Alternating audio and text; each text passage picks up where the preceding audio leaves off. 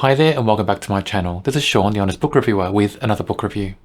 In this video we're discussing Extinction, written by Douglas Preston. It's a sci-fi thriller, but I'd say on balance more thriller than sci-fi, with a mystery in there as well. But this book has so much going on in it, it throws so much at you. It's got a great hook at the start, it's got great tension, great suspense, great elements in there of sci-fi as well. But as I said, it seems more thriller than sci-fi. But I enjoyed this book, and I think you will too. The first part of this book is a fantastic hook, and I like that it doesn't hold back. It goes for the jugular, and that makes it more impactful and more powerful, and it grips me as a reader more.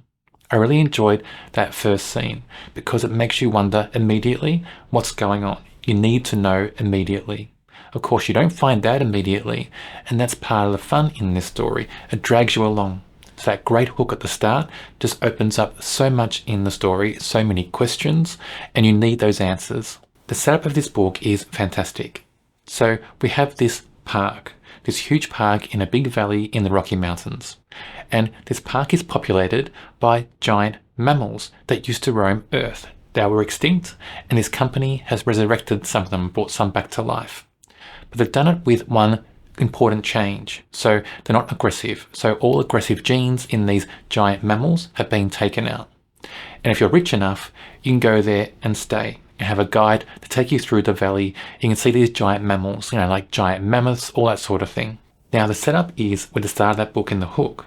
We have a young couple, newlyweds. They're on their honeymoon at this park and they vanish one night. They go missing, both of them. There's blood on the ground, that's it. No other sign of them. So we think they're presumed dead, maybe kidnapped, we're not sure. So we have to find out, that's the mystery. Opens up the mystery in the story. And also in this setting, we have investigators coming in, special investigators. We have a company that has a lot of secrets they're trying to hold on to. They don't want to give everything away. That opens up more questions. What are they trying to hide? Will the investigators find out? Are those secrets dangerous or deadly in any way? We have a media storm, media scrum going because the person or one of the people who was missing is a rich guy, the son of a billionaire. So we have his father coming, and of course his father's going to be obnoxious, and the press is clamoring for news because of that. Rich guy goes missing, the press are hungry, they want to find out what's going on. Then also, we have a movie being produced in the park as well at the time. And the director, we get a point of view from the director of this movie, and he's fun in the story. I like him a lot. They have all these elements going on.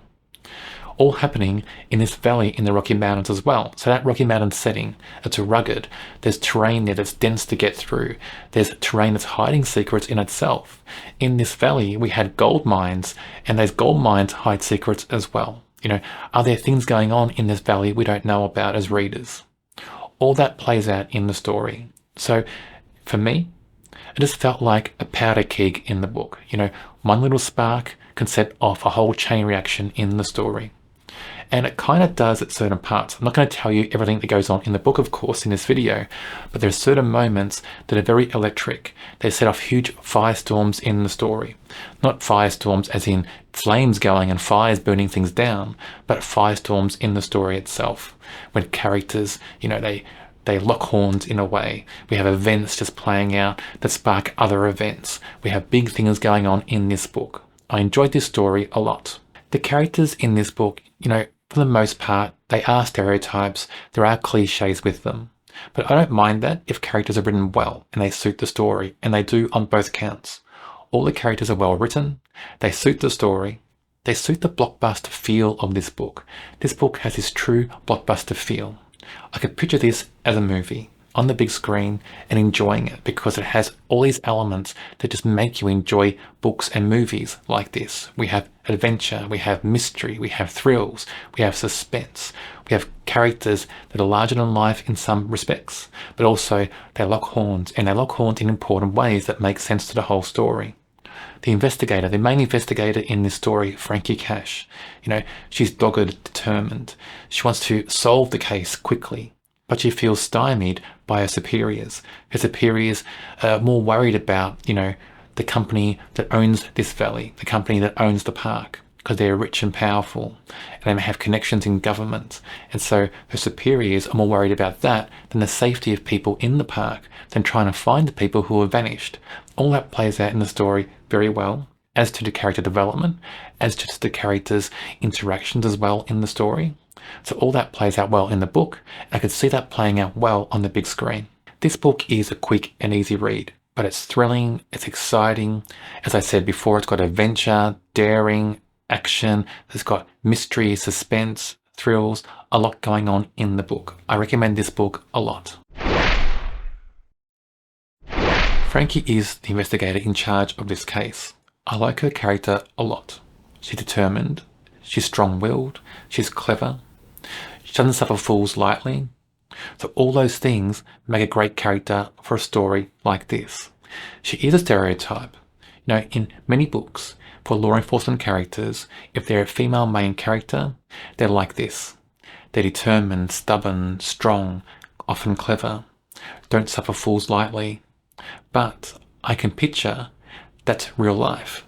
You can imagine that in law enforcement circles, a female officer, doesn't matter where they are, doesn't matter what agency they work for, you can just imagine they've got to be tougher than the guys to get ahead. Because I think still in law enforcement, there's that bit of sexism going on. So for me, it matches real life, it makes these characters seem real in the story, and I enjoy characters like that.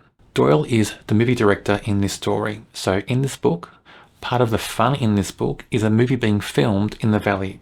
So we have the investigation going on, then we have points of view from this Doyle character who's directing a movie. They do intertwine in the story, so don't count Doyle out as a side character. He feels like that at the start of the story, but he's not really. So in this book, I like Doyle. He is a stereotype character, so again, another character that feels like a stereotype, but I like him. He's fun, he's a bit outrageous. I like his point of view. It is larger than life, it's very colourful, very vibrant, and it plays out well on balance with the rest of the story. So a good character for me, one of the standouts in the book. James is the sheriff in the area who's helping Frankie on the case. I like James, and again, a stereotype character, but well written and suits the book overall. And I don't mind stereotype characters or cliche characters if they're well written and they suit the story. And James does. He's a great character in my view. I like his interactions with people. I like how he can be a little bit sneaky to get around certain other characters in the book, to get further ahead in the investigation. It makes for a great character, makes for intrigue and interest in the story as well.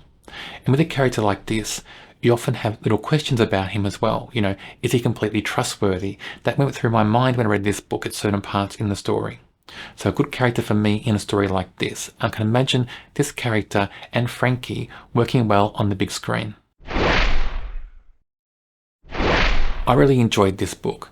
It's got action, adventure, daring, thrills, mystery, bit of sci-fi in there as well. You know, big scenes. It's got light and shade in the story as well. It's got great characters. Yes, stereotype characters and cliche characters, but they work well in the story and they're well written. Everything about this book is well put together. It seems well controlled. And I liked following the whole case. I liked everything about this. It's not a perfect book. It's not out of this world amazing, but it's so well done and it's a great read. I recommend it a lot. I rate this a 4 out of 5. If you like books that kind of remind you of Jurassic Park, but only in the sense that we have extinct animals brought back to life, you may enjoy this. On my channel, I review many thrillers. If you enjoy thrillers, check out my channel and subscribe. On the screen now is a link to another video for a book I'm sure you'll enjoy.